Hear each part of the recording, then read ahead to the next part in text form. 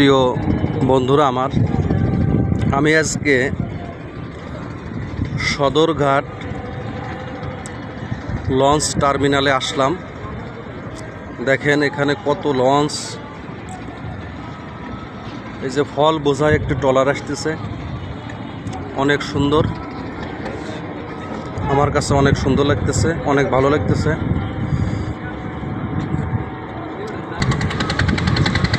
আমি আমার এক বড় ভাইয়ের সাথে আসলাম। নদীমাতৃক আমাদের এই বাংলাদেশ, নদীপথে ভ্রমণ করা আমার খুবই ইচ্ছা। এখনও পর্যন্ত যাইতে পারি নাই, তবে অনেক স্বাদ আছে, ইচ্ছা আছে যে নদীপথে বরিশালে বা পটুয়াখালীতে নদীর ওই পারে যে